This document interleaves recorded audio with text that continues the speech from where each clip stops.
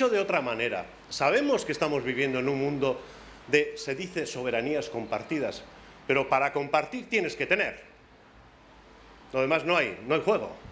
Tendrás pues una derivada de una subordinación, pero para compartir hay que tener.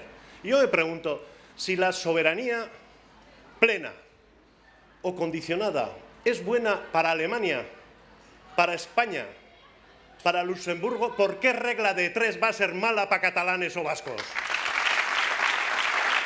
¿Por qué regla de tres? Horregatik, herri honetan, politikan aurrera egiteko, arrakasta izateko, daude bi baldintza. Bat, herria ezagutzea, maitatzea, noski, eta bestea, orain badirudi danak baietz, bide politiko eta demokratikoetatikan egitea, garatzea proiektua.